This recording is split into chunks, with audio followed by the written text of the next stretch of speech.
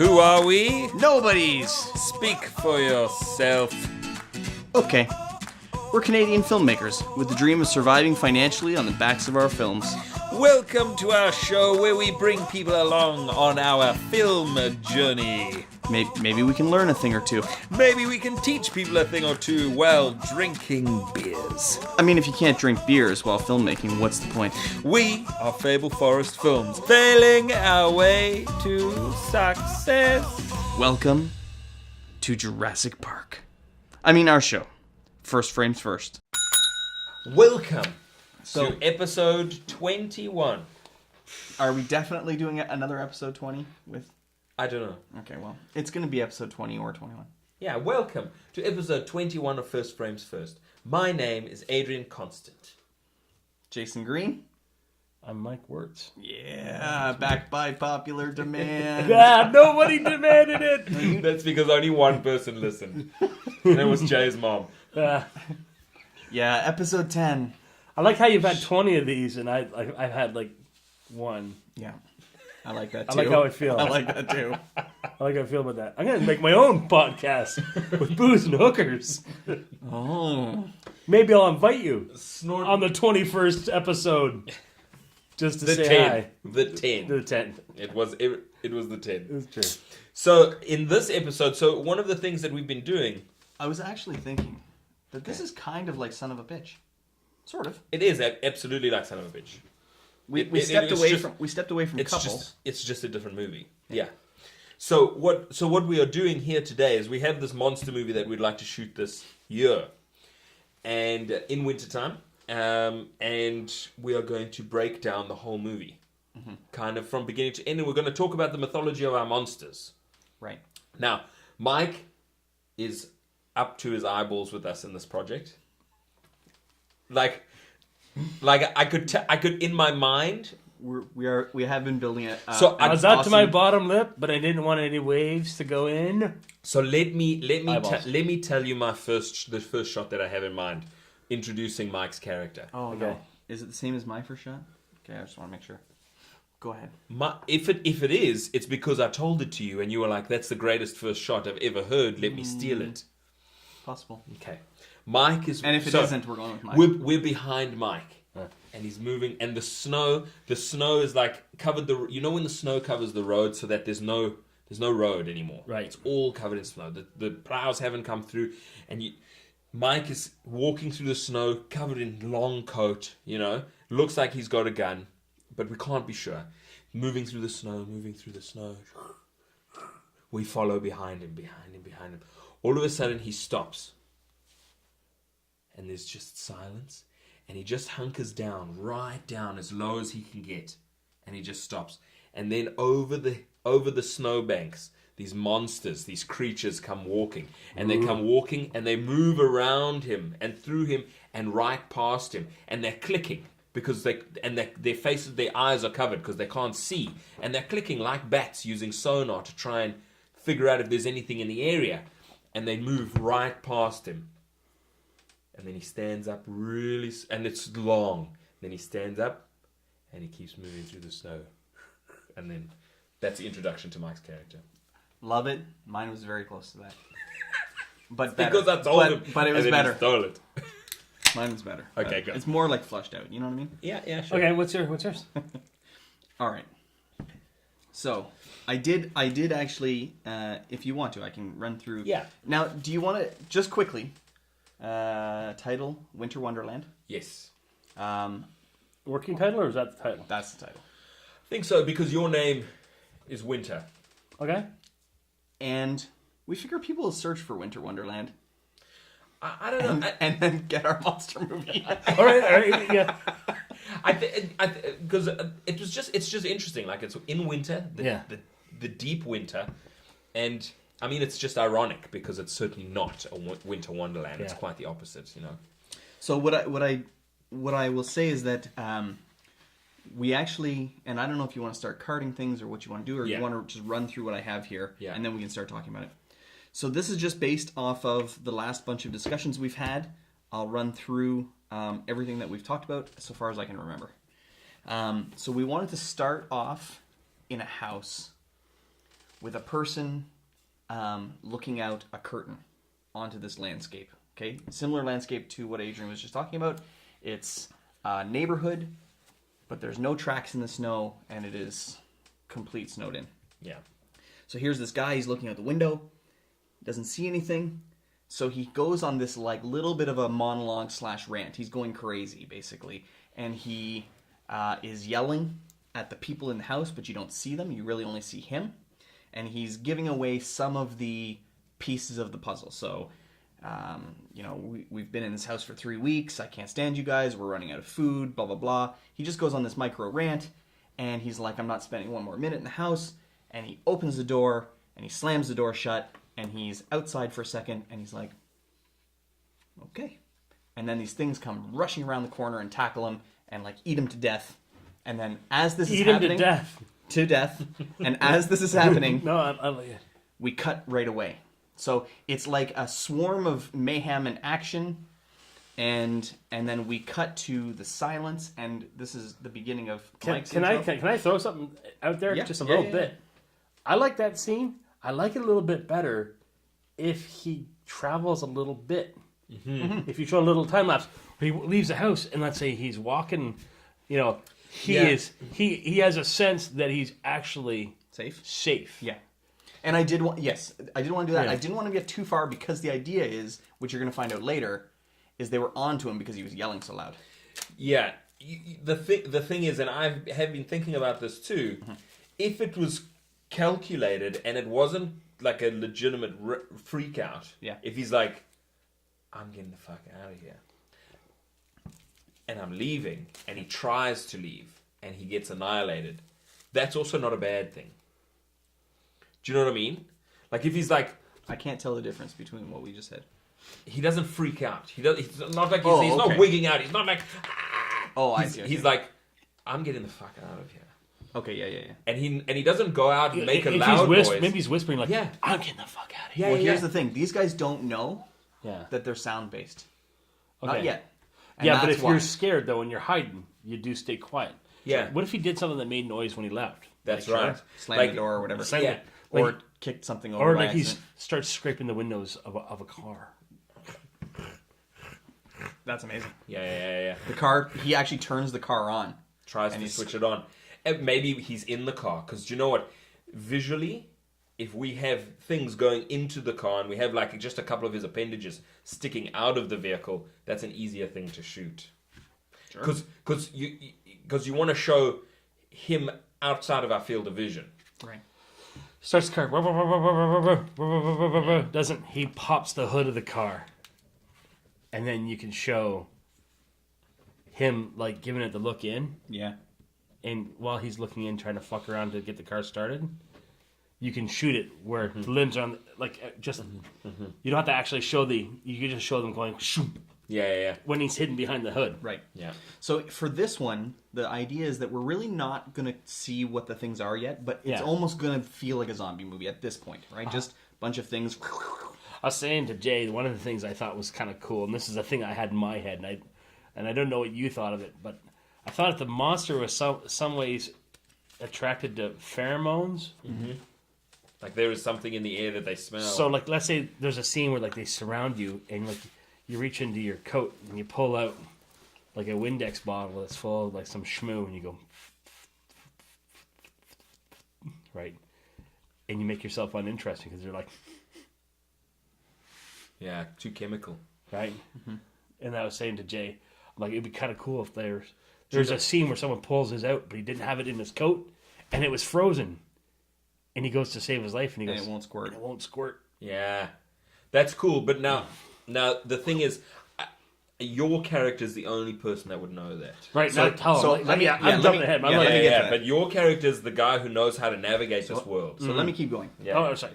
No, but I actually had that written down. Okay, cool. So, a Windex bottle? Yeah. Oh. I'm taking, what I did was, I Yeah. took all the discussions. Yeah.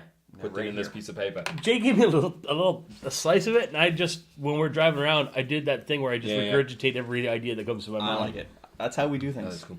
Okay, so the guy dies, and we cut immediately to this neighborhood street, Now, you had it close to him. The way I was thinking of it was we're in a drone up above, and we're looking at this neighborhood street, okay? And everything, again, just like you described, no tracks. It's just locked off, and we're not moving, and we're waiting for something. And we wait and wait just a little too long to the point where you'd be like, what's happening? And then you see Mike's character coming into screen from below and walking out, just same idea, kind of trudging along, and he gets maybe mid-screen, so he's like this unit down here in this big picture, right? And then he stops and waits. Same thing, right? And then, again, you're like, what is happening? And then you see these things kind of come out from the houses and do the same sort of thing, clicking, and go right past them. And maybe we cut in and get really close when they get really close to him or whatever. And then they move past. And then again, he waits. Almost too long. Yeah. So you're saying what I said back exactly, to me. Except okay. higher and wider. Okay. What camera we use, don't worry about that. Yeah. Don't so worry anyways, about that was my thought. But, so exact same thing. So then... I had an idea. Where I'm walking, right? Mm-hmm. Monsters come. I wait. Motherfucker. They leave me alone after a while. And then they leave. And then I go.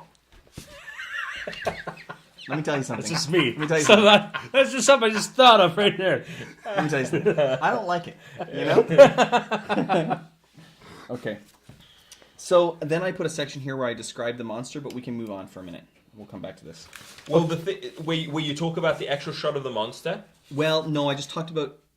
Like, because you remember that shot of the monster we spoke about with the monster slowly turning its screen? That might not be bad here. Like, when the guy's trying to start the car. No, we shouldn't do that. We should do it with him. An extreme close-up, like, right beside him.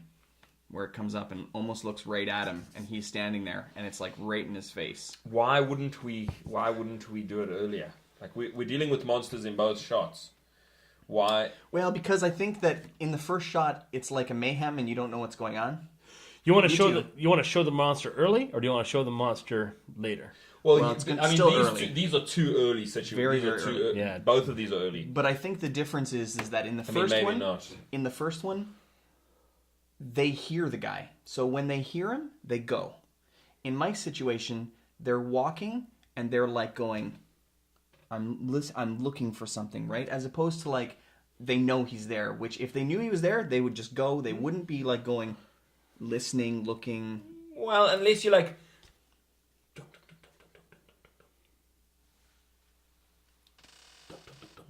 Right, exactly. But that would be, in my opinion, that would be when they're watching for him, not when they've heard the guy. I think that when he's walking, they're not hunting for him. They're not listening. They're just moving. Mm. So then it's not like, I hear something. Mm-hmm. Whereas with the guy starting the car, they go, it's hunting time. Yeah. That's what I'm... I just think that, I mean, and we can keep going, but I just think that for the guy at the car at the beginning... You would have to do a separate shot where you show the monster. You wouldn't be able to show just like them coming at him. Yes, that's what I mean. It's that, you know that shot that we were talking about, just the monster raising up into screen and turning towards the camera. Mm-hmm. So that you get a full frontal of what the monster actually is. Yeah. But it is a good question. Do we do that early in the movie, or do we not show the monster at all? Well, I mean, that depends on how much money we get. Well, because the thing is... Or whether or not we can do it. Because the thing is, we could have... Because part of the mystery is like, what the fuck is going on? Right. In the house, people are like, what the fuck is happening? Mm-hmm. And if they don't really know what the creatures look like... So here I'm just going to throw this out there. There's two ways we could do this. We could have the people that play the monsters act monstrous. Mm-hmm. And then if there's something you can do digitally afterwards... That's right, yeah. Right? Well, that's the thing. Exactly. We can either do it digital or... You can have the same... story. Same story regardless. Yeah, but we just don't show the faces. Right. We just don't get a clear view of exactly what these things are. Right. I actually like that better. Yeah. So even when they're moving past... we came down, we shot it so that it was just like legs moving past him. So I had a thought, and it would play like a zombie movie. Everyone would be like, there was this guy. I'm trying to find his name. Actually, I have his name here. Okay, well, as you go, let me keep going. Okay. Is this further into the movie now? Yeah. Okay. Sorry. Yep. Okay, so once they're gone and he's moving forward, then we do the Winter Wonderland title card. Then we're back into the house. Okay, so all I have is basically bullet points through the rest of the movie, and we can talk about. Let me get through this, and then we can jump back in. Okay. So we get to know some of the characters at this point. Mm-hmm. There's no power in the house. The house is lit with battery-operated lanterns. I said maybe we only have 4 or 5 different kinds with varying batteries left and battery life. As the movie moves on, flashlights and lanterns can die out and people have to share, or people have to walk around in the dark. Maybe we light with a Zippo at one point. I said before winter arrives, there's another death. So I said, do we do a potential suicide, or do we have the death for sure look like a murder to get things moving? Yeah. So then a bang on the door, winter arrives. They don't want to let him in, but he has a gun. I had a thought about that. Instead of a bang on the door, a guy looking at the window, right? He's looking at the window, and he's peering out. And he's like, I thought I heard something outside. Like, you do have to speak into the microphone. And then they go, let me look. And the guy looks in the window, and he sees nothing. He looks back and sees me, and it's my face with the mustache, and I'm like, looking back, and then they go, ah! A bit of a jump scare. Yeah, like a jump scare, right? Like it. And maybe I do this with a pistol, like, or I'm hungry. It'd be hilarious if they're like, no, you can't come in, and I go, I'm coming in, and they're like, no, you can't come in, I'm coming in. You're like, no, you can't, and you go, you pull out something like an air horn. And you go, I'm coming in. Yeah. And they're like, no. You know, so that you got the air horn and you're threatening to blot the air horn. Because you know if I blot the air horn, but they don't know that. You don't think they don't know? No, not yet. That's the idea, is they don't know. They know that when they go outside, their people get eaten. It just depends how long they've been... Yeah, this is a question though. The idea is that here's the thing though. Anybody that's hiding though knows to be quiet, so they know that they're hiding. So it's kind of universal that sound would track whatever looking for you. Yeah, the thing is, if you've say for instance they've seen these creatures outside. Yeah, have they seen them? They must have seen them, so they know to be quiet. Yeah, they know that these creatures are moving around and that they're not. Do you know what I mean? I think the air horn thing still stands because, like, but why would you even want to have an air horn? That seems dumb. It seems counterintuitive. You do that way. It's like suicide. I would keep an air horn. I think my character knows how to insinuate himself into groups, and he knows the best way to do that is to threaten him with an air horn because he doesn't really want to shoot anybody. Like, listen, I'll fuck up all your shit and just. I mean, you could fire your gun. Yeah. If we could bring it down, like if we could give you less. An air horn would be funnier because people would go, "What the fuck is he doing with an air horn?" Yeah. And then the smarter people in the audience would be going, "Oh, that sly motherfucker with an air horn. Yeah, he can like." Then at some point you got to use it. Yeah. If you have it, you got to use it at some point. You tape it up and throw it. Sure. Yeah. Okay, cool. Okay, so you tape it to a wall where someone opens up the door. Murder. Okay, so why did you choose to come here? The thought was the blocked windows gave the house away, that you saw that there was people in the house. There could be immediate suspicion that you had to do with the recent death. Winter rounds up people. Is this everyone? Walks through the house with a flashlight to give us and the audience a good feel of the home and layout, because you don't like surprises. There's going to be one hiding person in the house. That I never find out about? You will find out about him. Yeah. But when you're looking through the house the first time, you don't find him. Once you feel secure, you'll finally start to answer some of the questions. Where'd you come from? What do you know? What are the things outside? As far as you know, maybe you hold some things back. You sneak some items into your pack. You're a survivalist. I don't think he has to sneak them. Well, he just takes them. Takes them. I'm taking this. I'm taking this. But now, this is like, who is this guy? And is he just going to... They should be weird items that normally they wouldn't. Yeah, he's not taking... I don't know. Like, is he going to take their food and that kind of stuff? I feel like... I don't know. I like the idea of me having food already on me. Yeah. Or like, you're like, oh, a can opener. Yeah, something random. Like, otherwise, he's trading like, this guy's a shit heap and he should go. Whereas I think we should trade more on the savior side of things. Yeah, I don't want to come and take... I wouldn't want to, like, take food, but I'd want to go in and, like, grab, like, stuff that just seems random. Yeah, but is so essential. Or maybe not. Like, maybe you just never maybe the audience is going, I don't know why the fuck he just took that. Like, maybe you get really excited about something. You're like, yes! Maybe it's like a little music box. Scented candles. Oh, yeah. Is that banana bread? Yeah. I haven't had banana bread in years. So another person's murdered in the house, and the suspicion mounts. Who did it? How many people in the house? So, I will say... So there's 4. It's coming like... No. It's gonna be a lot. All right. So at the beginning... I think 7. Okay, I had 10. But one guy dies right at the beginning, leaving 9. Plus Mike, back to 10. But people start to die, though. Like, there's multiple deaths. Yeah. Leaving about 5 at the end, don't forget. Yeah, I think... Because don't forget, by the end of the movie, we have to have enough people left in the house to be murderized, and 2 people get away. Yeah, I think 10 is too much. I think it's too much for us to pull off 10 people. So here's what I want you to remember before we go. One guy dies right away, leaving 9. Then you have Mike come in back to 10. Okay. So then 2 of those are going to get away. Then you have 8 left. So how many people are going to die during the murder mystery, and how many people are going to be left? 2. There's 2 or 3 murders. Okay, so let's say there's... It can't just be like... In a small group, you can't have just like murder. Okay, so how many people... We should leave 3 people at the end, by the end? Yeah. And 3 murders, so have 6 people?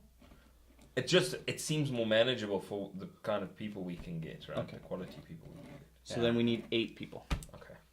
Plus the one that dies right away. Yeah. Yeah, think of the people who are going to perform for a extended period of time. Yeah. Okay, cool. So that's it. Am I having sex with anybody in this movie? No. Shh. Maybe. Do you want to? I don't know. Maybe. I'm a method actor. I'm having sex with Adrian. You are, but you're not gonna like it. You're not gonna like what you have to do in the bathroom. Oh, man. That can opener. Oh man, I noticed you pocket that can opener. Can openers don't grow on trees. They grow out of my dick. Wow. Nice. Okay. I digress. So, there's some yelling. Of course, you're like, shut up. People want to leave. Looking outside, the threat is out there now. So, we're basically keeping the people locked up inside during this murder mystery because the creatures are outside. Yeah. So, someone will take charge in playing detective, perhaps one of the younger people, looking for clues, questioning people. As he questions some, others agree because they want to blame and find what people are hiding until the questions turn towards them. Should I just not give a fuck about the detective game? No. People even ask you. No, but what I mean is, like, my demeanor would be like, listen, your group has a problem with some of you killing other people. I don't give a shit. I just need a place to... No, because you don't want to die. Yeah, I need you to not make problems for me. Yeah, I think you're a drifter. Now the thing is, if we're taking sort of this has the smackings of traditional Western genre. Yeah. So the Western genre, the idea is that you have this town, or you have this community, which is the people in the house, and like this guy comes in who like nobody understands and he doesn't really fit in, and he fixes the town. Right? Mm-hmm. So that's kind of the genre conventions of a Western, and he there's a problem and he takes out the gang, you know. Right.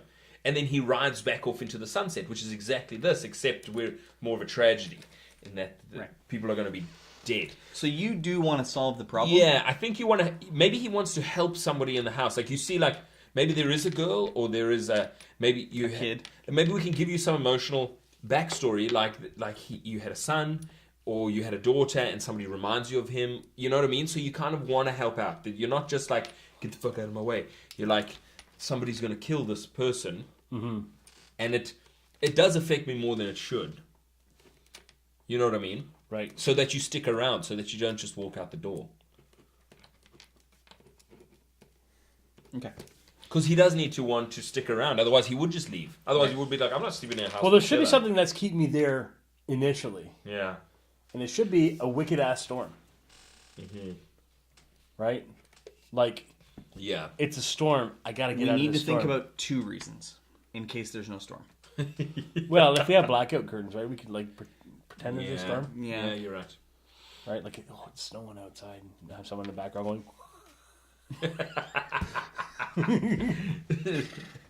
Yes. Amazing. Some potato flakes inside the window. Yeah. Okay, great. Okay. At some point, a creature will get into the house. People will have to be silent and use the house tools to get a creature back outside on its own, sliding plywood across the hallway before it gets there to block the view or something. But essentially, we may or may not, we can talk about it, but we may or may not kill this thing. We may try to, like, secretly scoot it back out the house like a bird that got in. So, somebody leaves the door open and the thing comes in. Exactly. You and know, then everybody freezes, and we just try to, like, get it to leave. Without... That's an awesome scene. Somebody farts. and they go... Gets in. Now, I did mention... And I mentioned what would be cool?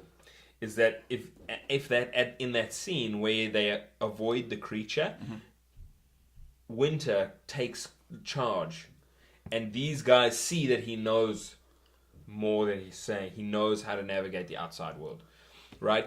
Because you're kind of stepping into this. Like, they just watched their buddy try and leave and get killed, get murdered, and you are able to navigate the outside world. So you're kind of like a superhero. Maybe I did something like something really basic to him. Like, maybe I take a trash bag and I put the trash bag over its head, and it just becomes docile. It just like a like a snake or whatever. Yeah, I put like a hefty bag over its head, and it just goes.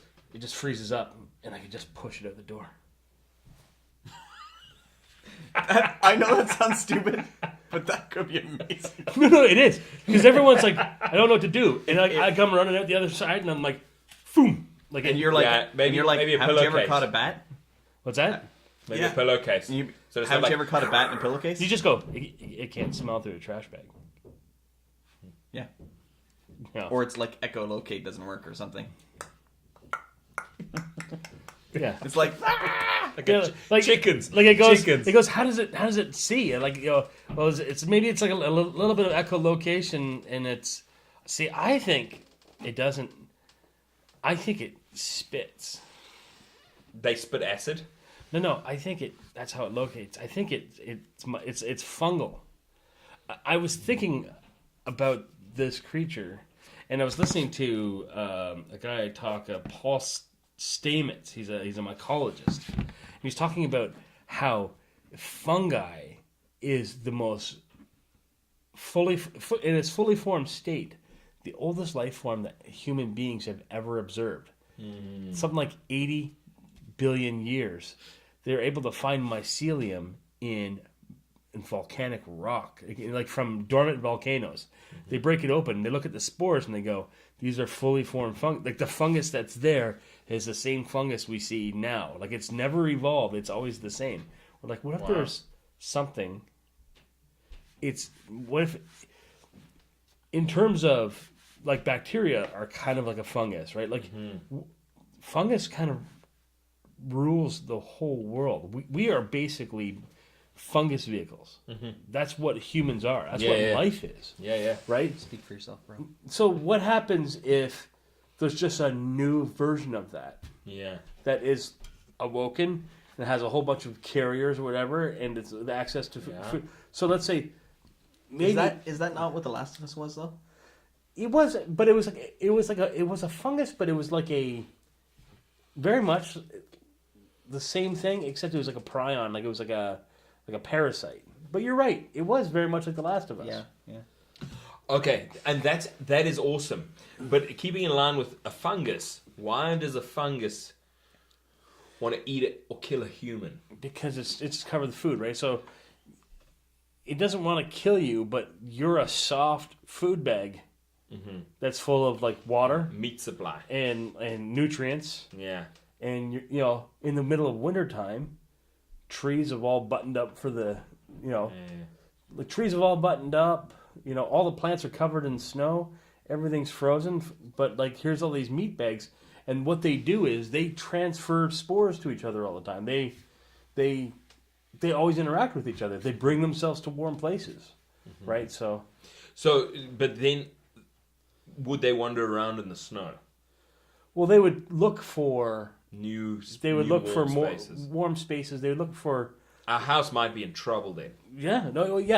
A house that was emitting any warmth would be in trouble. Yeah, all right. Like, put that fire out. Put a blanket on. Like, there's probably like a threshold point where like you can't stay completely, but maybe they don't echolocate like a bat. Maybe they spit spores.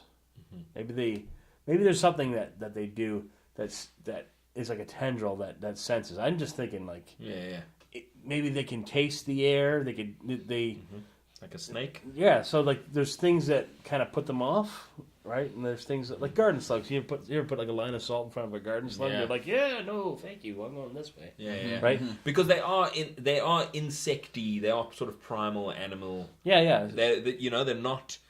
Yeah, they're not sophisticated creatures. So if I treat them like biological obstacles and everyone else treats them like monsters, that would be the thing, the knowledge I'd be imparting onto the group is no, you can totally manage these things. They're like cockroaches. You just have to learn how their biology works. Yeah. And they go, if you're a mycologist, you understand how fungus works and how these things will work because, the fungus seeks out food sources, but like with no real conscious thought. Maybe what you need to do is, or maybe there is a conscious thought, but it's part of a collective, right? Yeah. And that's what we would just need to work. So like one of these creatures on their own is kind of dumb. 20 of them together, they coordinate, right? So when one of them kind of wanders in, you're like, oh yeah, that's just a little. He kind of broke off from his group, and he's looking for something. Let's bag him up, shove him back out the door. He's not a problem. Yeah. Okay, so something to think about. A couple other just pieces I put in where, as we film, we're going to capture people napping, sleeping, potentially cooking and eating. We'll need to eat things like stew from a can, essentially because the idea that we're planning here is we're going to shoot in a limited number of days in one house. We're going to bring everybody together, and we're going to be we'll shoot chronologically. I want to have a bunch of MREs. Yeah, but I don't want to be Sherry. Okay. I want people like going, "What do you got there?" I'm like, "I'll tell you what I got here: stew with peaches." Yeah, love it. Yeah. So, and that's how you'll connect with the person, is you can offer them one piece of my chocolate bar. MREs come with chocolate bars. Yeah. Crackers and coffee. Okay, the poo bucket's starting to smell. Someone has to draw straws and make a plan to get rid of it. Yeah, poo buckets. We also, as we go, we also want to think about real problems that may occur in a situation. I'm not shitting on a bucket for any amount of film integrity. No. I'll pretend to shit on a bucket. No, we wouldn't want you to You have to really do it. We'll put the seat on. It's not so much the shitting; it's the wiping. That's the thing that's gross. Yeah, I want somebody watching. Bill, me like, it's your turn to empty the bucket, and I gotta tell you, I don't remember eating popcorn. Those chilies. All right. We learn more about each of the people through talks and through interrogation. Is there a couple already established in the house? A potential for new love, hot sex scene. Quiet in the dark while all the others are asleep. Or are they? Me and Adrian spitting in our hands. In a room full of fungi.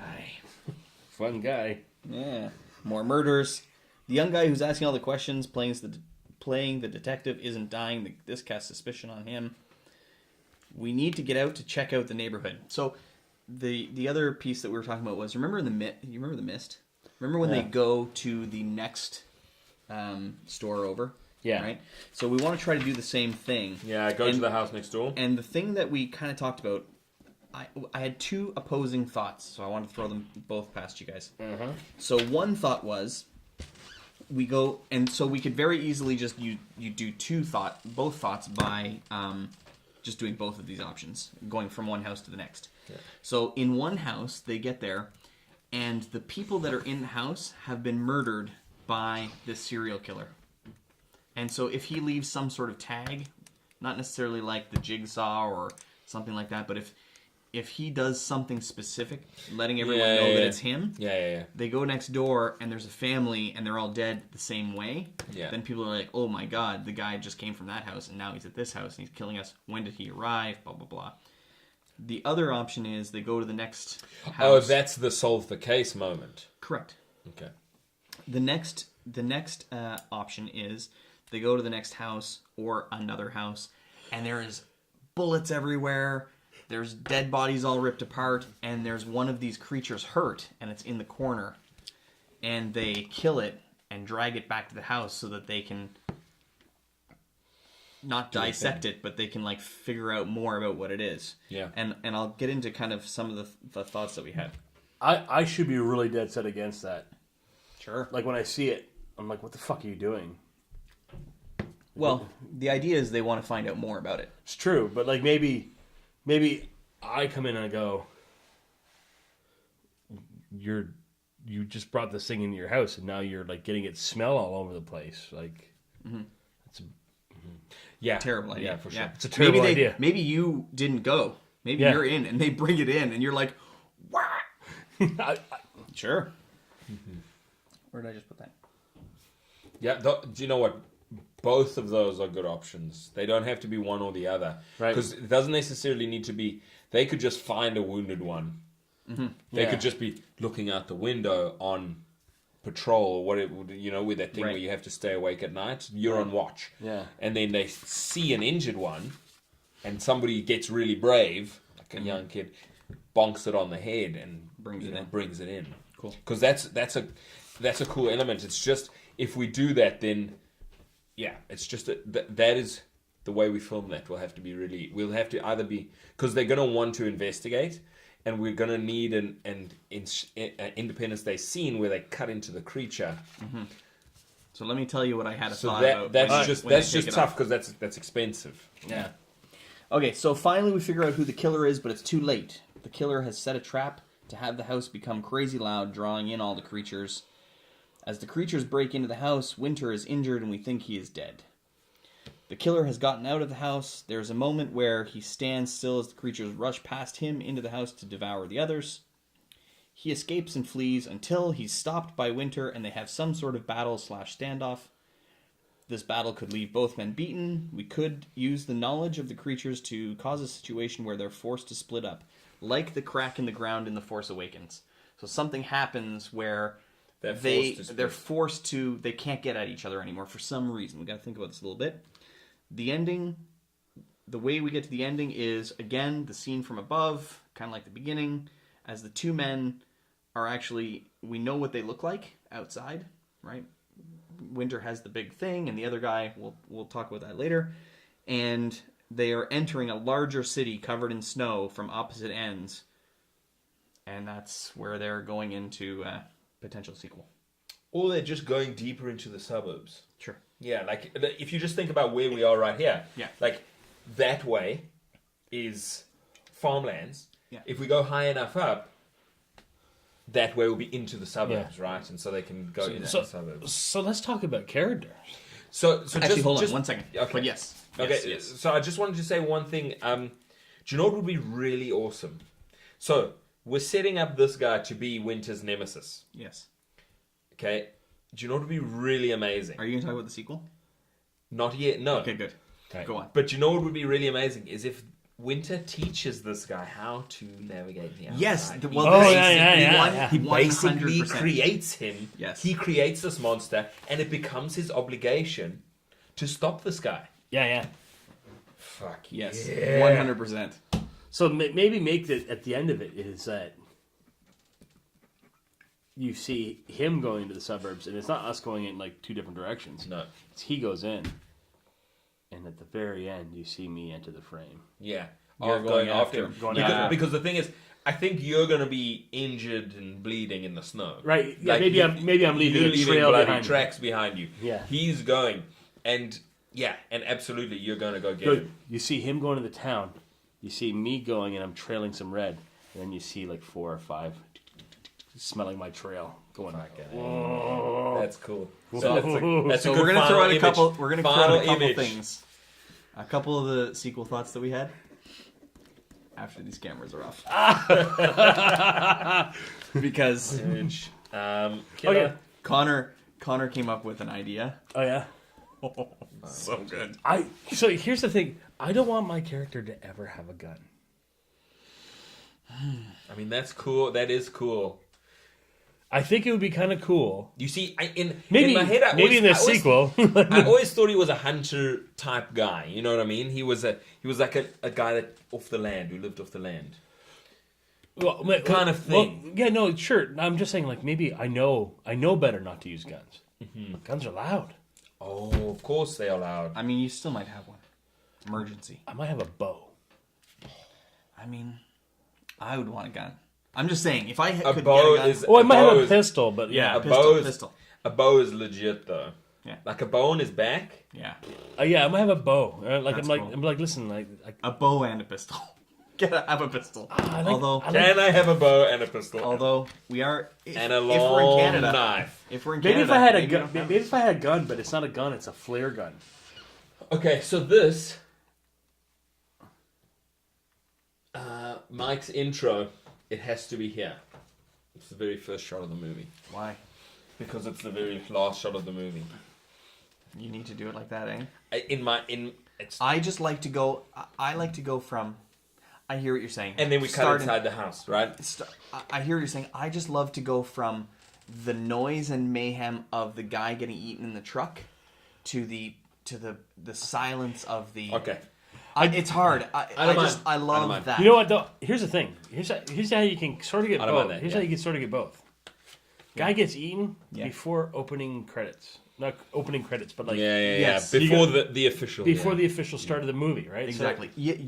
To be honest with you, okay. The opening scene is the opening scene, and that's where the title card will come in too.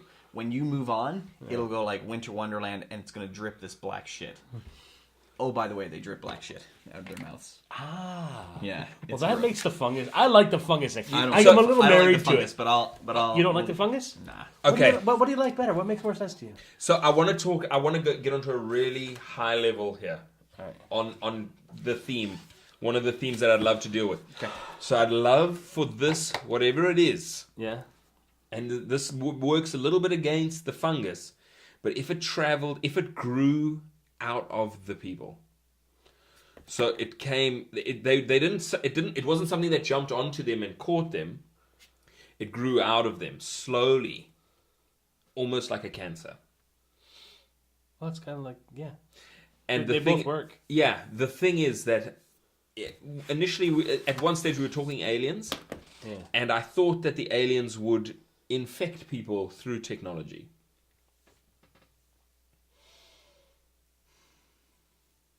Okay. Now, the reason that this is what I'm thinking about. I'd love for there to be for there to be a really high level theme that we can address. Just talk about. The people in the house represent the people on this side of the argument. The monsters represent who do we want to... Like, zombies are people that go to them... it's shoppers. It's consumers. That's what the zombies represent. In the very first zombie movie, that's why they were created. That's why it ended in a shopping mall. Because you just go to the shopping mall. You just buy clothes. You're just mindless consumers. Right? That was what they were talking about when they spoke about zombies. I'd love for us to be able to attach these monsters to a thing. To something that's wrong in society today. Like, who are these monsters? Social justice warriors. They're just outraged, damn it. They're just outraged. So here's the thing. I will go against that for a minute. You will say. Beer. But do you have more beers? Yeah, it's a beer. Oh, thank you. By the way, today's episode, Whitewater Brewing Company, Farmer's Daughter. Thank you. So the thing was, and Starbucks, and brought to you by Starbucks. I love Starbucks, man. Brought to you by sobriety. People say, Starbucks. Sobriety. I'm like, Starbucks is the best. Okay. The thing is just next time you buy something at Starbucks, make sure you use the offer code frames first for a 10% discount. You're such a liar. that'd be amazing. No. And I have the offer code first first. So What? 10% discount. I was told I would get a 10% discount. First Okay. frames first, sued. Yeah. So yeah, when we talked, we had said some sort of alien, and then in the future there would be more aliens, different aliens. Yeah. There'd be different aliens? Mm-hmm. What do you mean? Mm-mm. Just remind me. You don't remember? So these were the things that were put in populated areas. Yeah. I would suggest that you don't, for the first movie, you don't actually have to delve too much, too far into what it is. You don't. No, we don't. But we don't want. But the thing we don't is, want to is talk that, about it at all. No, we're not. Yeah. That's the that whole series. If you, That's what we. but if you don't talk about it in advance, you'll set yourself up for failure. Because we need to know what we're doing. We need to know. We need to know. Like we gotta know where we're going, right? Right. Like we don't have to build everything. That we don't. But have we to, gotta know. We gotta know what kind of monsters. Okay, let's do the process of elimination. Okay, alien, yes or no? Thumbs up, thumbs down. Yeah, I mean, I was thinking extraterrestrial. Yeah. So let's see. Alien invasion, in fact. Thumbs up or thumbs down? Is it extraterrestrial? I thought so. Yeah. So give me a thumb. Yeah. Is it sentient? Yes, but not these. Not these guys, but on some level. So it is. okay, but not these guys. But these guys an agent of the sentient? Yes. Okay, so it's like, is it like a sentient being or sentient entity goes, we will fuck up all the shit with these low level things that do this thing. The only thing was we didn't really want to get into this stuff. Not in the movie. I didn't. Okay, yeah. Oh, you didn't want to do it in this thing? Not really. But Okay. anyways, that's okay. Okay, there might be a blank spot on this. There won't be. There won't be. But we didn't want to share too much about where we would go mythology. in the The future. Yeah. Well, in terms of this movie, Yeah. we don't even need to go there. We don't. But yes, they're kind of these things basically turn people into animals. All right, monsters. so let's make some rules. Okay, so for monster building, let's make some rules for the monsters. Things that the monsters have to do, and things that they don't do. Right. So let's think about that. So let's just say let me say what I had for the monster, and then we can build off that, or change it completely. All right. So just based on what we had talked about already, so we had some sort of thing that goes over top of the person's head, like maybe like a manta ray was originally goes over their eyes, kind of like an alien face hugger, sort of an idea. That just seems funny to me. What do you mean? The blob hat. The blob hat, yes. Yeah, the blob hat that controls. The blob hat. I'm driving the human machine. Exactly, because the thing was, is, if we're talking about, because the other thing too was we wanted to put these legs that come out the front that grab into people's mouths and rip them open. Like this, the monster idea was it's this kind of pulsating muscle thing that goes over your eyes, and these arms come in and like. They Yeah. wrench. That's almost too. Yeah. Okay. I just say like right off the bat that I see that like if I'm watching that. And if I saw that, I would be fucking laughing at. I don't think so. The teeth. We need to do the teeth, right? Yeah. We need to like the And the teeth thing is, would the have to be teeth can be- sharp and black. But the teeth can be like broken. Yeah. It's Right? got to It be can be fake. real It's got to be people's- fake teeth. It can be people's teeth though. Like, it would look like people's teeth that are broken and jagged. Right? Because it is their teeth. It's not... the person is not changing. Yeah. The person is being controlled. It's being turned into something else. Yeah, and dripping... And this is where we were talking about the potentially dripping black. Right. Okay. So that it's not pink, right? So it's not like a pink mouth. It looks like a distorted creature mouth. So they would have something potentially that jams into your spinal column at the back, some sort of tail thing. And so the idea that Connor had was... he had two ideas, but the idea that he had was when you rip one off, on the underside, it's all spikes, like needles, that just like go into your brain. And when you pull it off, your head is like full of holes. Yeah. Essentially. But anyways, do you know what would be cool is if the skull had been worn away to nothing, so you pulled it off and it was almost like exposed brain. So, anyways, that was just the thought. I mean, not to say that we would pull it off. No, I just say like... Well, we would when... If we captured one. Exactly. I do like the spikes idea because then it shows that there's a mechanism to it. Yeah. I just... The alien... Blob helmet, just as a trope. It's been done, and every time I do it, I'm like, come on. Well, when has it been done? It's been done on Futurama. The fucking things, the little things that yeah. Right? Like, it's... Yeah. It is... No, for sure. Invasion of the Body Snatchers, it was done. It just wrote here, right? Yeah, yes, but absolutely. you couldn't see it. You could, and you did in the movie. They did. There's almost the exact same reveal. Yeah. Where they like, what's that other show? There's a show that's out where they wear it on the back. It's a symbiote. Yeah. So if we, let's that's where we landed. But if we were gonna do something that was outside of the genre, what are we looking at? What are we thinking about? I'm just thinking it might be a good idea. Outside of the typical might be a good idea to just talk about what the monster can and can't do without talking about how it looks, right? Okay. So in terms of feel, it's I will tell you, I don't. The only thing we need to do is we do need to talk a little bit about how it looks because we have to. All right, yeah, I'm just. Yeah. Let me power through this, and then you tell me to fuck off if you want to. Right. Just because we got to talk to a guy soon. Sure, but can it see? No. So no. Can it feel? Very well. Does it have a heightened sense of touch? I would say... I mean, I don't know. I would think if it's something controlling a human, it might have a rudimentary sense of touch, but nothing fine. I feel like if it broke its leg, it's almost zombie-like. Yeah, and the other thing it's almost like our own. It has to have some sort of pain stimulus, or sometimes of hazard avoidance stimulus. So let's say that's right. Let's say compared to a human, let's say its sense of touch is maybe 20%. Yeah, because the other thing too, I was going to say, well, I did write it down, but. Because they're people in real clothes, now these things don't give a shit, but they take them outside. So eventually, at first, even during the initial scene where they're tackling that dude, you might even not tell that they're people, but their clothes are going to be full of snow, they're going to be wet, they're going to be whatever. And what you might end up seeing when you actually see some up close is black frostbite on the fingers, maybe even. Because they're outside. Right. And getting... whatever's controlling these things doesn't care. The person. Yeah, it doesn't care that. Maybe it does something like it boosts its metabolism, so it makes it run.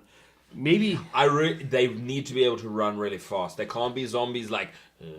So their sense they got to be able to move, but they're not super coordinated. They can move fast. Not super. So their sense of feeling is maybe 20%. They're more like if you had to imagine them in my mind, they're more like a set of teeth. Sure, I'm not talking about just like.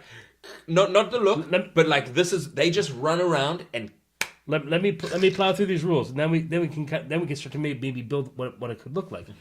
So its sense of feeling is maybe 20%. It doesn't see, hearing. Yes. So its sense of hearing is it more? So maybe 200%. Yeah. Maybe 200%. So that's not. We don't want it to be like a dog where it's like. If a pin drops, it can hone it. So you still want to be able to get away with a little bit of breathing. So maybe say like 150%. Yeah. And they do the echolocate thing. That's what we had in mind. You want the echolocate thing? Here's the thing. The echolocate thing, even in bats, isn't as pervasive as people say, right? It's not as good? It's scary. It's scary. It's scary on camera to be like, as they're walking around the house. You know Sure. what I mean? Like that's Because it's not. This is not so scary. Well, it is actually. If it can echolocate, then it absolutely can see you. Then you cannot hide from it, even in the dark. no, but bats are blind. But if you stand But still, the bats can. Yeah, if you stand No, if still. you stand still, they think you're a bush or a wall. Okay. like the moment you move, you're fucked. Yes. So Sort of like a snake. So let's go back to 200%. Right, 200% sound. Yeah. fair? So it's got in Pitch Black, where Yeah. he's in the blind spot. Yeah, taste. It's sense of taste. They eat McDonald's every day. So I think it's sense of taste and smell. So taste and smell are kind of the same thing. Kind of negative. No, I think it has to be super positive, right? Like a But snake. smell is no. Smell is known. Oh, maybe. I mean, it depends. I do like the spritz idea, but the thing is not everybody's gonna notice spritz. But I think I if you explain it, be like, yeah, I whipped up this thing that makes them think that they're smelling something that's That they don't. Well, they don't like it. Like it doesn't have to be too. You don't even have to get into the explanation too much. You I like. just don't like it. They just don't like it. I hate I had a thought of a scene. I'll throw it to you after, but I thought it smells like Old Spice. no, maybe these things also they're susceptible to stuff that exists on Earth that kills them. Mm-hmm. There is a weak thing. I found a sick and dead. I found one that was sick, and I used its goop because it was dying, and they separated it from its group. And I took this stuff and I sprayed it, and they avoid it because it's sickness. It's sickness. It harms them. So they have, if they are a cancer, yeah, maybe they have their own form of this thing. yeah. Like I think in terms of a cancer, like cancer is such an anomalous term because cancer just means an abnormal cell. Right? That's right. They're not all the same. I suppose a human cancer that will kill you. So it's taste and smell. Let's just say it's acute, super off charts. Off shots. They don't like the smell of poo. So like they They smell. will not eat your anus. They smell stuff. Like I thought like there might be someone. Maybe you go, guys, don't light lanterns for light. Use a flashlight because a lantern smells like kerosene, and they start to learn that the only time kerosene's burning is when there's A human. there's like a meat sack attached to it. Just a thought. Like maybe I'm getting ahead of myself. So it can't see. So basically, its face will have like nothing registering as an eye. It's feeling. It'll look decrepit and start shitty. Like pieces of its human self will have broken down. Hearing. There could be something on it that is like a cone or something. You know, maybe something on their nose opens up, so there's like cilia or something under, in its sinus cavities. Yeah. That can sense. Yeah. No. That is How disgusting. strong That is it gross. physically compared to a person? I think, you know what, it would probably, if it was able to raise the metabolism, it's probably able to get the body to do fairly superhuman things. Not like out of this world superhuman, but if you were injected with adrenaline, that's how strong they are. Let's put it this way. In terms of me, Can one take him? Yes, right? no, I don't. So I don't think one. The thing is, he would be able to outsmart it, but in an arm wrestle, the creature would probably win. I think I could. I think a person like a strong man might be able to fight off one. Yes, I agree. Yes, absolutely. For sure, strong man would be able to fight off one, but the way that you beat it, like pound for pound, they're stronger, but not by much. Do you know what I mean? Yeah. So stronger than an average strong man. Yeah. Okay. Because it's like if you took a small guy and you put adrenaline in him, he's gonna give any big guy a run for his money. Okay. I would put it this way: stronger than an average strong man has more endurance. Yeah. Oh, yeah. Because the other thing too is That would be amazing. Imagine a foot chase. It's slower, but it just doesn't stop. Yeah. because the other thing too is it doesn't feel the same need to stop like we do. He doesn't have we pain. hurt. Yeah, yeah. They're like, There's you no don't such care. thing. It'll just run until the legs are Right, exactly. Yeah. So in terms, is it? It's stronger, right? So it's stronger than the average strong man, has more endurance, and mostly because it's making the body do what the body normally wouldn't do. Yeah. Because of pain. Yes. Right? Maybe we can't all lift a car like Mike, but we could if we didn't care about our arms ripping up. So it has a high metabolism. Let's say they always run hot. Mm-hmm. So here's a way that you can maybe this is knowledge that I give off this guy. Like you make it move a whole bunch, it gets really hungry and it gets you can't tire it out. Like it has more endurance, but what you can do is you can make it so hungry that it leaves you alone, right? Like if it's trying to stay warm and it's running so hot all the time, it always has to feed. And if you can hide long enough, it's not going to sit there and like try to wait you out. Yeah. It's going to go, fuck, I got to go eat. Yeah. And it leaves. So it's almost jittery in its need to find food. Like it's not like a patient stealthy, like, Yes, it won't wait. It's like, boom, I got to go and find some fucking. Yeah. So intelligence, it's Nope. 0. I'm gonna Although go hive mind, sort of. You know what? Yeah, like one. And Hive like a wolf pack. Yeah. Yes. So one, no, many. Yeah. Let's say yes. Smart. Let's say when there's a bunch of them together, they actually They move like a pack. They hunt together. Here's a cool thing that like velociraptors, but not. Well, spiders. here's a cool thing that might be different than other monster movies, is that when there are many of them, they actually show higher functioning. Maybe if there's a group of them, they can even do something that's akin to maybe language. they share their echolocator. Like not. But maybe they share what they see. Yeah. So if they're surrounding a house, they can build the picture of the house in their own. Oh, I was even more or less saying, let's say one is like a little processor, right? And then maybe there's a network when there's a whole bunch of them. Maybe it's just if there's 10, you have 10 times processing power. That's something that's never been done in any monster or alien movie, right? So what we were just saying was, or what Mike was saying was, you have one, and it's like a certain amount of brain power. The more there are around, the smarter they get. yes, Right? So, groups are scary because, like, a group will problem solve. If there's 5 of them, they'll open up a door because they'll be able to figure out how a door opens. Yeah. But one will just sort of bump into it. Yeah. Right? So they communicate on some level together. Yes, absolutely. I think those are some good rules to start with the monsters. I totally agree. Because then you can start to think about how the story would react around them. I will say that when we talk to the artist guy, to be honest with you, where we do some concept drawings and where we end up at the end of the day is not the end of the world if we make a change. What we're looking for when we talk to the concept artist that we're going to talk to soon is getting some cool looking monster photos that we can bring to when we're having a discussion with people, right? Yeah. So the one other thing that I only wanted to mention was that the monsters are the B story of this. Yes, the monsters. This movie. Or not even. Like they are the exterior force. They're the exterior tension bearing down on our group. Correct. Yeah, the primary story is in the house. Yeah. And what's going on with these.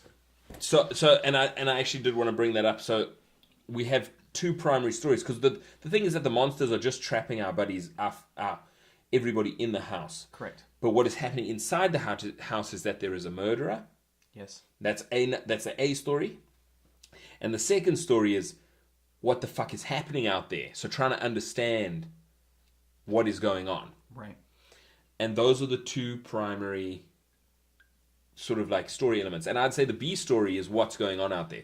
But the A story is the most threatening story, which is who the fuck is killing people in the house. Correct. Now, I don't want to necessarily... The one thing that I wanted to talk about was as we go and continue boarding over the next couple shows or however long it takes us to do this, the one thing I don't want to do, I just want to put a ground rule on, which was that we could talk about the different characters, but we're going to try to be semi-vague with who dies when and what happens. Yeah, because we don't want to give it away because we don't want to give it away to the actors. Correct. So we've been talking about what we're doing here with Winter Wonderland, but the one thing that we haven't talked about is how we're going to actually film it and some of the concepts behind just how we're actually doing this thing.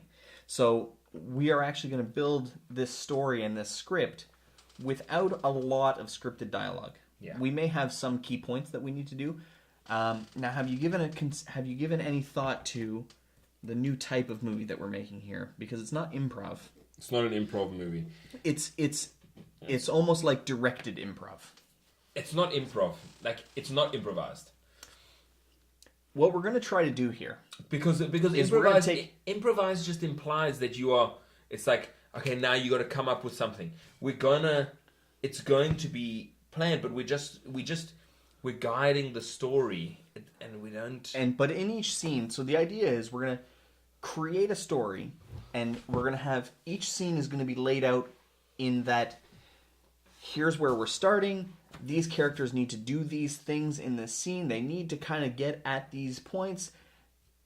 Winter needs to take he needs to blow some dude for the can opener, and then we need to end up here, right? Yeah. And so each scene will be. But What do you Wait. what? I had to blow a dude for the can opener? we had. We I thought it'd be like- we already talked about this. Listen, We you can already have that talked about can this. You can have that can opener. It's going to cost you me blowing you. Yeah. That's what No, like No. I get a blowjob and the can opener That doesn't make any sense. in this fucked up, crazy world full of aliens. No, so. Sounds good. So to me. one of the primary guiding principles is that each of the actors is going to know who they are. So rather than telling them what to say, we're going to identify who these characters are. Correct. And the direction that they're moving in, and we're not going to worry too much about specific lines of dialogue. We might be like, you should say this line of dialogue because this line of dialogue is the best and it fits in with your character. But mainly it's more like a character. You're going to say act. You're going to tell a bunch of people to act in a certain way. Exactly right. You're going to make pretend. We're going to make. Well, yes, but we're not gonna get so specific that we're gonna tell you what to say each line of dialogue. Right. We're just gonna be like, this is what's happening in this scene, guys. Be your character. Correct. Yeah. Be who you are. So the one thing that we want to try to do while we're actually building this out, because during the life cycle of this, we will make very specific plans on who's going to die, what's going to happen, blah blah blah. But everybody's going to believe that they're going to live. Yeah. So we're not gonna, or everybody's gonna believe that they're the killer, or everybody's gonna believe that they're gonna die. We're not sure, but the point is that the actors aren't gonna know what's gonna happen to them until it happens to them. Except for me. Sequel, Except for baby. this guy. Except for Mike. Except for sequel, because baby. here's the thing. We're brainstorming. We're working through some things, and the thing is that. Or do I?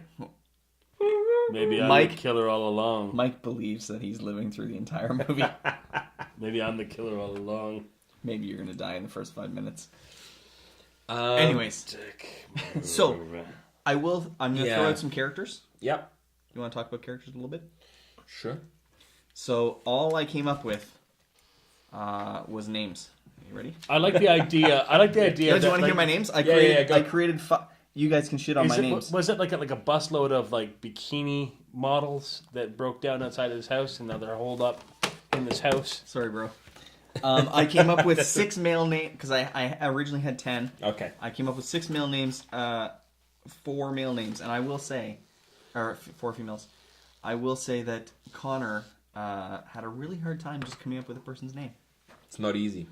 Sure, it's easy. Dirk Manthrust. See? Okay, go. All right, here we go. William Winter. Mm-hmm. Bill Winter. Winter. Derek Monroe. Okay.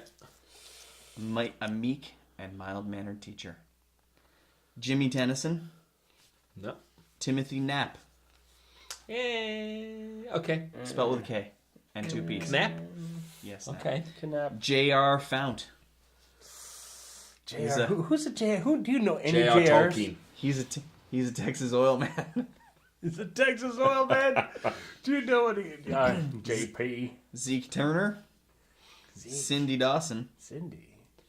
Katrina Van Horn. Katrina. Kat. Catherine. Becca Thomas. Mm-hmm. And Lauren Good. You're welcome. There's 10 names. Cool. Did we come up with what they are? No. No. We have So, nothing. but what I wanted to talk about today was... How are we doing for time? We're getting close. I'm never going to remember... We're over an hour. I'm never an hour. going to remember anybody's name. I'm going to be like... No, it's okay. I'm going to be like, you... Listen, you're not But going to live cool. long enough. That's cool because your character shouldn't remember their names. No, yeah. Because you just came into the house. I should make names for them. Yeah. You. Stupid chick. Hey, haircut. Yeah. I should just kind of call a guy haircut for no particular reason. I just call him haircut. That doesn't even make sense. I have a normal haircut. Listen, we're gonna have to work hard. We're gonna have to work hard at not letting this slide into complete comedy. It cannot. No. It can't be. Can we have any lighthearted bits? Maybe a little bit, but Because I think you can't have me and not have a lighthearted bit or two. I know, but you might just remember the seriousness of the situation is not like Seriously, just remember like your son just got eaten by a monster. it's true. So there is those elements, right? What's one of the most beloved horror movies of all time? The Shining. Silence of the Lambs. Evil Dead. No. Sure. Some sugar babe.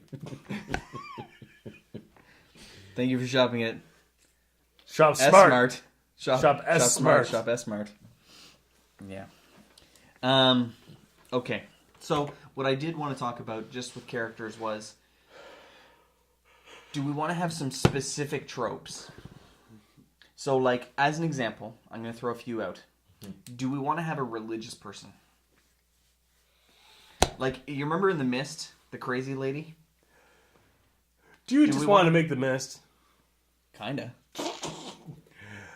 The Mist was fucking awesome. Listen, I don't mind a religious person. I don't want religion to be A thing. a thing.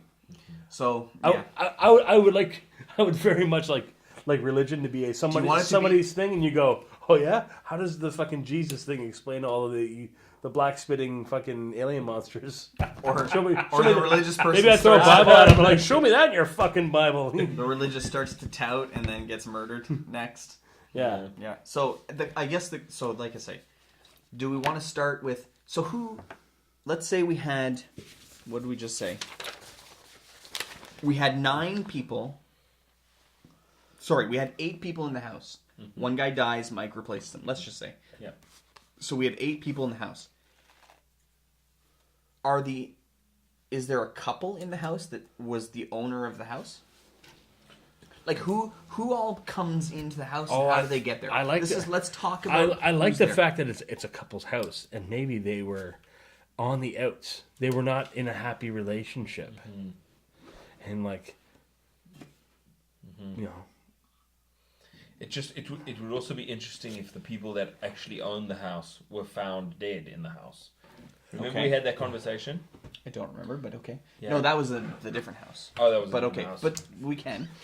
I like the idea that like there's an original couple and maybe their friends are there too. And then come to my house and we'll hold up to the apocalypse. So the killer.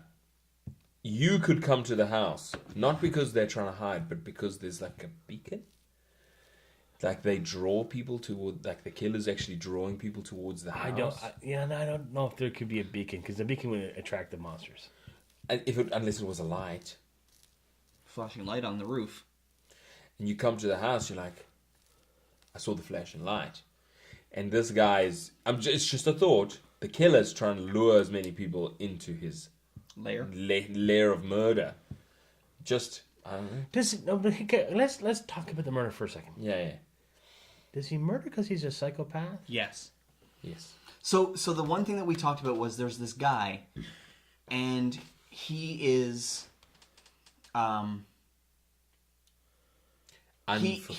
unfulfilled, and he because of the situation that is unfurling here, he becomes free. He becomes the psychopath Same that as he's you. always wanted to be. Same as you. Same as you. You're just on the other side. the man who you've always wanted to be because of this situation. To kill. Right? No, you're not a kill, but you've always wanted to be this Like, survivalist, hunter, protector It's true. guy. It's But not- actually true. Right? But not even that's what you want. It's more like you didn't really fit into the old world. I fit into this world. No, but what your character. I know. Oh, okay. And- Your character doesn't. Your character doesn't really. Whatever haircut.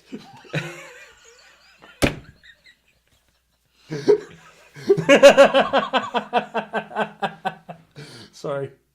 Someday You'll explain to me what that means. I'm going to cut my hair. Okay. So your character didn't fit into the world. You just did. It wasn't like. You know what I mean? Yeah. And then this thing happens, and all of a sudden you're like in your element for whatever I've reason. been saving piss in mason jars for no reason. Now I totally have a reason. No, but it's weird. It's like all these lessons that you learn through your life. Yeah. That these like you pick up random things, and you're like, oh, this is fucking amazing. Yeah. Like you had this random assortment of knowledge, and all of a sudden these aliens come down, and whatever you have, I'm like the apex alien you're predator. like, yeah, exactly. Yeah. And it's just happened. You just happen to be the superhuman cup, and he's the same way. He was like unfulfilled, and he didn't really fit in. And all of a sudden, there's the situation where murder's like, it's okay. So who's the guy? Who do you think? I don't know. Who's the murderer? Yeah, like of the people who are in this project. You get one. Just cover your mouth and say it. Yeah, of course it is. Course. Yeah. I love it. It's gotta be. It's gotta love be. it. Yeah.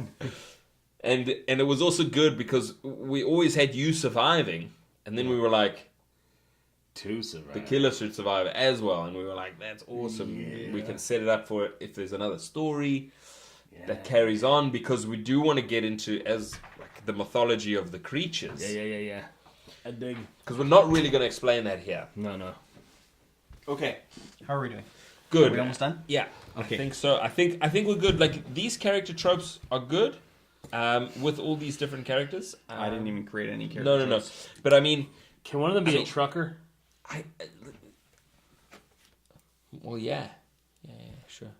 Why? Well, I don't know. No reason. Okay. It's just I like your face. You're like, fuck God. Sure.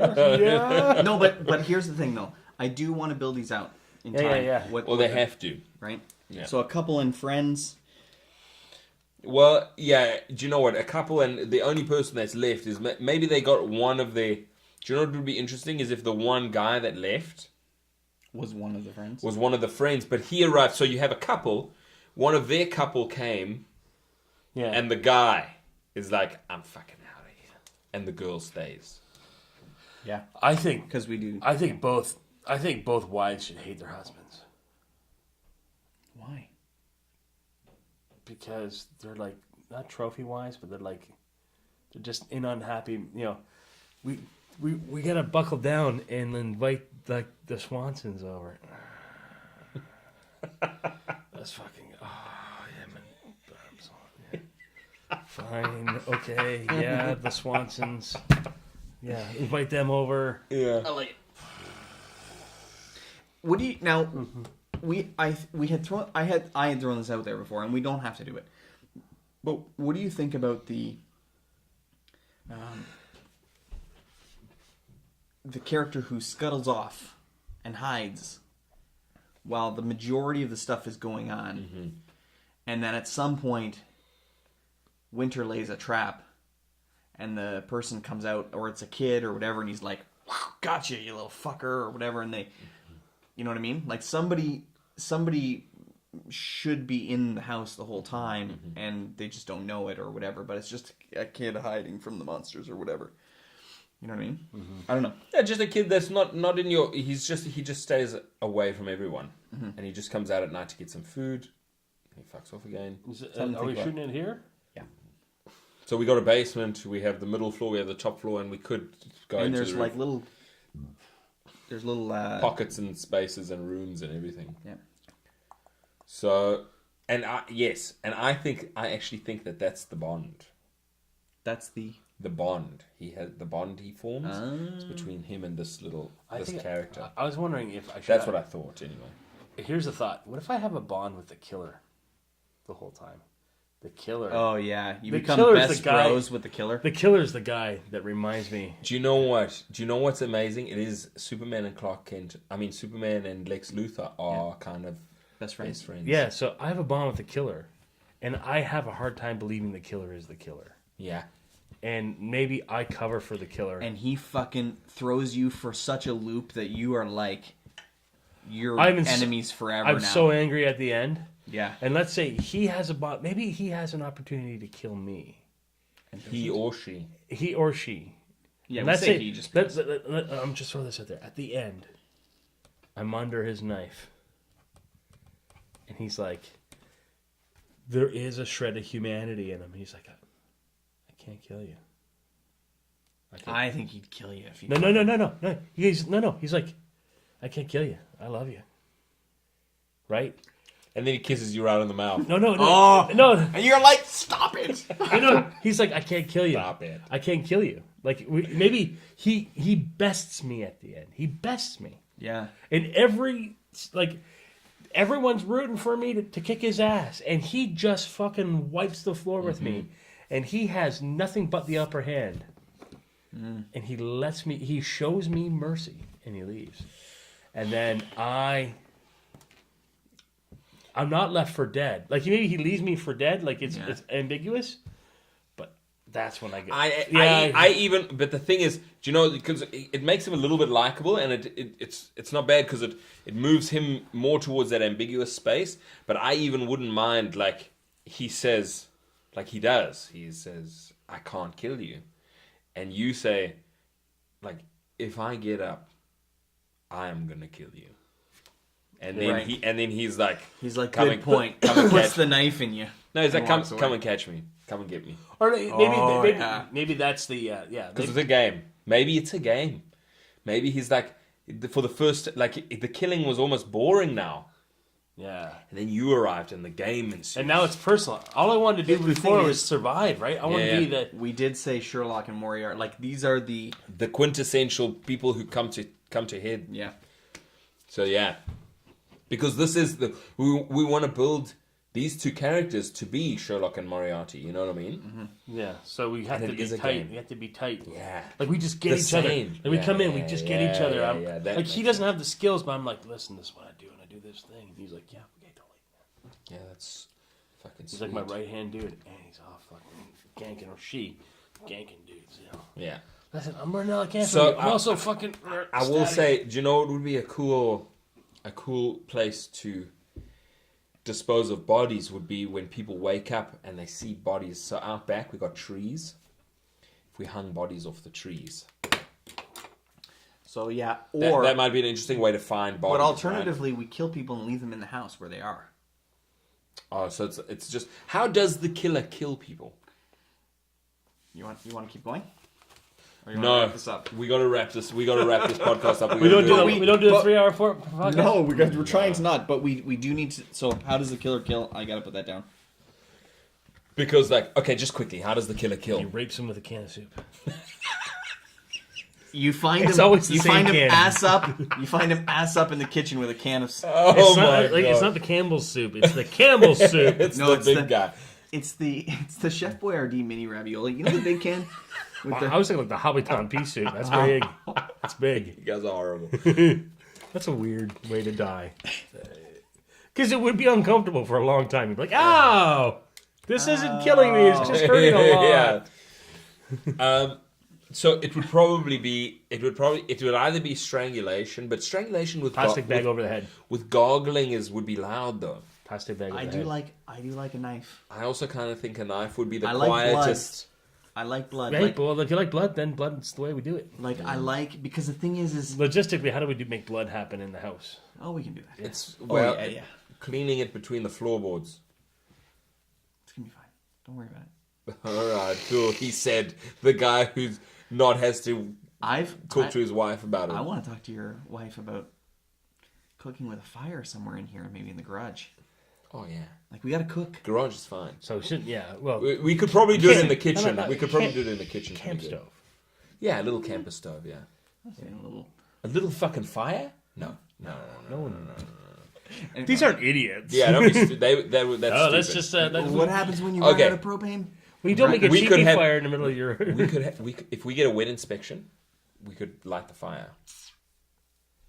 You get what inspection? A wet inspection on the chimney, we could light the fire. Can you imagine cooking in a fireplace? I mean, that'd be the cat's pajamas. Okay, boys, we're gonna close this one down, but before we do, we have a tradition now, and we're gonna keep up with this tradition. Yeah, let's do it. We're gonna do trivia. You ready? Kind of. Oh, you've got questions. Yeah, just because it's Thank easier. you. Yes, I know, it is because easier.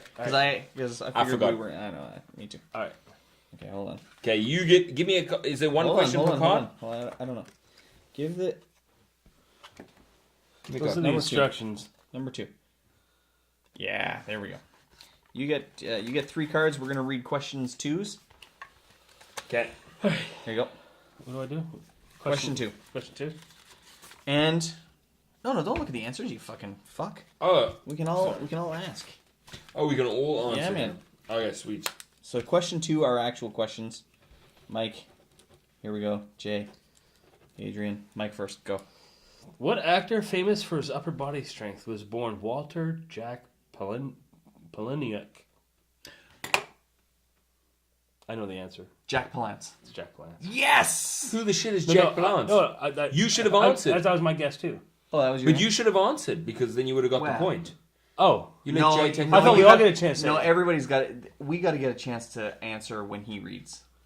I think. Okay, my guess is Jack Palance. Me too. It's like Jeopardy. It's like Jeopardy format. I have no idea who that guy is. He's like the guy that, like, when he was like 90 years old, did the one-arm push-ups at the Oscars. He was like in City Slickers 1 City and 2. Slickers. Okay. Okay, someone else read number 2. The one. I'm taking a point for that. I get a point for that too. All I got it right. All right. Here we go. What 1960 epic? Dumb questions. Oh, dumb questions? Yeah. What 1960 epic starred Kirk Douglas and Gene Simmons in a fictionalized story of actual slave revolt against the Roman Empire? Ben-Hur. Spartacus. Ben-Hur, Spartacus. I have no clue. Spartacus. Balls. Nice. My guess too. Adrian, way you go. We only do 3 What questions. respected actor directed Stir Crazy? Don't know. What respected actor? Oh, respected actor directed Stir Crazy. I don't know. Robert De Niro. Sidney Poitier. Really? Yeah, I don't even know know what? Stir Crazy. That's a name that I haven't heard in a long time. Yeah? Favorite Sidney Poitier movie? No idea. Oh, guess who's coming for dinner? Sneakers. 100%. Nobody can do that one? Another one. You're up, Mike. What was Francis Ford Coppola's directing debut? Godfather 1. No, Dracula. It wouldn't be Godfather 1. No. I'll say Godfather 1 anyway, I don't know. You're a big boy now. These are tough, eh? These are not easy. So we started to do this because we we don't know nothing. anything about movies. like right now, I'm going to go and research Sidney Poitier. You should, because he's amazing. Yeah. And you're actually right now, Sidney Poitier? Yeah. He wrote Electric Bicycle. He wrote Special Fantabulous Discovery of the All right. Whose real name is Bernie Schwartz? Bernie Schwartz. Mel Brooks. Good guess. Adam Sandler. No. I will say George Bernard Shaw. Tony Curtis? Oh, who gives a fuck? Is it my turn? Tony, like, I get it. These are trivia questions, but like most of these people stopped making movies before we were born. Yeah. What movie has Robin Williams playing a Russian circus performer?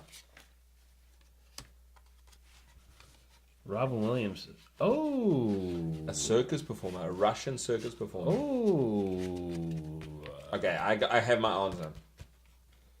Patch Adams. I don't even know this I'm movie. going to say... Something like it hot. I didn't even know this movie. I don't know. Yeah, it's called Moscow on the Hudson. I do know that movie. It's great. Oh, really? Yes. Oh my gosh, I didn't know he was a circus performer. Yeah. Moscow on the Hudson was a great movie. That was a funny movie. What movie was the first horror film to win an Academy Award for Best Picture? Nosferatu. Dracula? No, it's called Nosferatu. I don't know if it won an Oscar though. Bram Stoker's Dracula. That's what I'm thinking. That's a good. That's a good Gary option. Oldman. Yeah. That's a good option. I mean, Nosferatu is like a classic. So. Frankenstein. The original. Silence of the Lambs. Damn it! What? That doesn't seem to be like a horror movie to me. That's cool. Oh, yeah. It's a crime thriller. Yeah, you're right. It does lean. Well, okay. Silence of the Lambs. Silence of the Lambs, the first horror to win an Oscar. All right, so That's cool. No, we're done. We're done? Yeah, I'm done. right. I've got one more. And me too. Okay. All right. What film did Eric Clapton provide the soundtrack for in 1991? In 1991, I think I know Eric this. Clapton, soundtrack, 1991. The movie Michael? Yeah, I think so. Is that possible? With John Travolta? I don't know how. I think you're right, but I'm not sure enough to look. There's the Tears. Right. Tears in Heaven was the song for this movie. I'm gonna say, what's that movie with Meg Ryan and Nicolas Cage? Oh yeah. Angels. City of Angels. City of I'm Angels. just gonna. You could be right. I'm just gonna say That was the Chantal Karviachik though. Let's see. no. What was it? Rush. Rush. I don't know that movie. I don't know it either. Fuck. Okay, Last question. Robert De Niro advises Christopher Walken that one shot is best in what 1978 The Deer Hunter. Yeah. Nice job. You fucking win. The Deer you Hunter. dick. Fuck. By the way, can we talk And about... I'm like halfway through the Deer Hunter. Can we talk about the Deer That's Hunter? such a hard movie to watch. You know what? The Deer Hunter is garbage. Okay. No, I'm sorry. The Deer Hunter is fucking garbage. What's it? It's It's Anna and I garbage. sat down to watch it. By like the 3/4 of the way through, we were going, okay, here's what we're gonna do. We're gonna skip 10 minutes at a time and just see what the fuck's going on. It's garbage. So here's the thing. It's a build up to the final scene, and you're like, okay, why was there all this? And was it not Glenn Close? Who's the chick that's in that's married to Bobby De Niro? I can't remember. Yeah. She's in that Mamma Mia. Oh, What's her name? not Glenn Close. Oh no! It's she's Meryl Streep. Meryl Meryl Streep. Streep. So she's the type of woman that women think are beautiful. I'm sorry, Meryl Streep, if you're watching this. But, like, and from Hollywood standards of beauty, kind of busted. Maybe a good actress. But Well, who was in... I was actually just saying that I'm actually... Look, I mean, I would love to work with Michelle Pfeiffer, but I'm also ready for Michelle Pfeiffer to be... Michelle Pfeiffer now is like 70 But million We years just old. watched her in Orient. But Meryl Streep, when she was like in that age where she was supposed to be super hot, there was other super hot actresses. Yeah. I know so many women that go, "Oh, she's still beautiful," and you're like, "No, that's not beautiful at all." No, but you know what? She's an actress. She's a real actress. She's a really good actress, and she's fantastic. It's just, I'm just saying, like, in terms of look, it's like, oh, she's so beautiful, and you're like, no. But do you know what? Her daughter, though. Do you know what I love about Cindy Crawford, though? No. Who do we watch? Michelle Pfeiffer. Do you know what I love about Michelle Pfeiffer? Is that the Pepsi commercial? she is aging normally. Yes. She's not. Really? Well, I don't know, but She's you can't notice. You don't notice the stuff that she's doing if she's having stuff done. And when you can notice the stuff, you're like, just stop and age. I age. I love Judi Just Dench. be okay. Damn Judi Dench. Oh, She was Judi amazing. Dench. So we just watched the Murder on the Orient Express, and Judi Dench was awesome. Her tiny snippet of a role. Did you ever watch the original? I didn't. Oh, me I loved it. Is it good? Poirot? Yeah. Who plays Poirot in the... I don't even know. Yeah, actually. it's She's 60 years old. Like, if He's she, really good. She's got to be older than 60. No, she's No, 59. Michelle Pfeiffer is. Oh, Michelle Pfeiffer's. Yeah, Michelle Pfeiffer. I thought you were talking about Judi Dench. No, Judi Dench is older. Okay, so last thing, because not that you're a normal guest, but we've started to do this with anyone who's on the show. We've never done this before, but you will be the first one. No, that's not true. Okay, all right. You will be the second one. Your 3, if you can, desert island movies. Oh. Movies that you can watch over and over and over again. Oh, shit. Top of the list. Yeah, go. Cause Last of the Mohicans. Oh. Last of the Mohicans. He hates it. I fucking love that movie. I don't like it. Here's the thing. Natty Bumppo, the long rifle, that was the very first adventure story in America.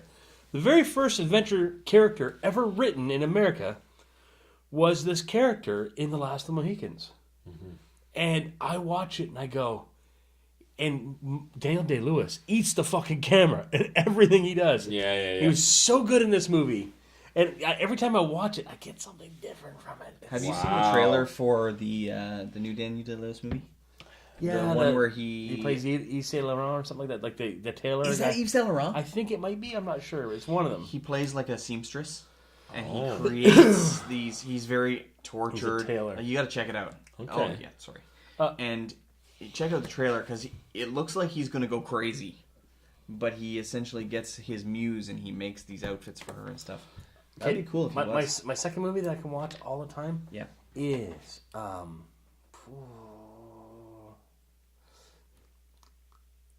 Outland. No! Yeah, with Sean Connery. Where he's wearing the Borat outfit? No, Outland. Yeah, with the thing No, where you're he's thinking of Zardoz. Oh, okay. Outland is that one where Sean Connery plays a cop, like a sheriff, in a mining... yes. Like, I haven't seen this. oh, dude, it's so good. It's a slow burn. It's a good detective movie. Oh. But it's a good detective movie, and it was shot... It wasn't amazing. Oh, yeah, with Kenneth Branagh, Yeah. And the third movie... That... Like, in terms of, like, watching over and Watching it over and over again. Like, you could put it on every day this week. I couldn't do it now, but there was a time in my life where I used to watch Singing in the Rain every day. Can I tell you a funny story? Can I tell you a funny story? Really interesting. Lexington watches Singing in the Rain at least weekly right now. He loves it. Singing in the Rain is when... The reason why I That's watch... cool. I'm going to watch all 3 of these movies The reason again. why I watch Singing in the Rain is because... I have seen Lost in Mohicans. It was a different type. It was a different time. Musicals were a thing. There's no musicals now. And it was... There are. They're not the same. Like, you had like a tent-pole actor, Gene Kelly, and that guy can move almost superhumanly. And like everyone around, they move beautifully. Who was his buddy? The slapstick guy? Yeah. I love that guy. Yeah, make them laugh, make them laugh. Don't you know everyone wants to laugh, right? One of the very first comedies I was ever cognizant of, like just the whole to his face thing, it was awesome. Singing in the Rain, like when they're singing and in the background they're making fun of the chick who's singing. I just loved it. It was fucking hilarious. That's cool. Singing in the Rain. The girl was adorable. Yeah. The main character. And then they had those things where they kind of go like the dream sequence where he's like dreaming in these like that thing just isn't done now. And if I watched it now, I'd be like, it's kind of really weird to watch. It's fun to watch. It's fun to watch. Singing in the Rain is. Is it? Where Singing in the Rain is your amazing. next watching list? On TV. We have it on DVD. Okay. It's a good movie. It's actually great, and I will say that Murder on the Orient felt like a return to that old 50s cinema. I like that. Old I like 40s that. cinema. I have to throw a fourth one in. I love Inception. I love that movie. That movie almost makes me weep every time I see it. Because it's so awesome. It's so awesome. The implication of everything that they're talking about, right? So it's got adventure, it's got sci-fi, and it's got these themes that are just like, right? And you're just like, man, yeah. So Inception, so today it's Inception. Old me was Singing in the Rain. Cool. That's amazing. Anyways, I love it. That's All awesome. right. let's shut this one down. And we're gonna keep. Was a sort of son of a pitch. Yeah. We're gonna keep building Winter Wonderland and see how we make out over the next couple weeks. Months. So we'll keep fleshing things out and keep working on things, and we're hoping to shoot it this February when there's a lot of snow. I'm yawning. Oh man, do we gotta fly? Yeah, we got a lot of work to do. So I will say that Jay has some work to do with some writing. He's got to write. I do. Yeah. And Mike, are you gonna fucking write Postman or what the fuck? Do you know I get asked all the time? People are like, "So when are you gonna make Postman?" I'm like, "I don't fucking know. When is this guy gonna?" I've already written it twice. You gotta write it so that we can do it. You gotta write it so that we can do it. Get some money. Well, yeah, but like still, like we need if we get, I think we could probably raise about 100 G's for Postman, and even with 100 G's, we're not doing anything fancy. I had an idea about Postman, and I was gonna throw it at you guys. What if we did, in terms of Postman, what if we did a serialized story? What if we did 15 minutes, Postman 50 minutes at a time? Mm-hmm. What if you shot scenes in the Postman universe, kind of like what we did with the trailer, right? Mm-hmm. What if you did something like that, and then you could piece together? Like the end result being a movie? Like we do 15 minutes at a time, the end result being a movie? Or is it 15 minutes? Like it's a TV show. Like a YouTube serial, right? Where you start to build a story of Postman. I like that. I would just want us to aim for a higher number potentially. Like a 25-minute mark so that we would more easily offer it to Netflix or Amazon. We could offer 15 minutes to Amazon though. I've been watching that fucking Z Nation show on Netflix. That sci-fi. Is it short? It is not short. It's low ass budget. Yeah. And it's so fun. Yeah. It's dumb zombie. What is it called? Z Nation. Z Nation. It's stupid. It's fun. And it looks like they shot it for nothing. Cool. That's what we should do. Yeah. All right. Well, that's it for today. 4 seasons. 4 seasons. Fuck. Those guys, they're amazing. We love them. Yeah. Well done. I'll shut it down. Yeah. Bye-bye. Thanks for watching, everyone. Keep your dick in a vise. Do it. Dream big. Thanks for watching our YouTube video. First frames first. Yes. First frames first. Thank you, Jason. Welcome. If you enjoyed, head over to our website, www.thefableforest.com. Check out our films and sign up for our newsletter where we will send you exclusive content. Hit us up on our socials, Facebook, Twitter, Instagram, always at The Fable Forest. And share our show with your friends. It'll really help us out a lot. Dream big. Work hard.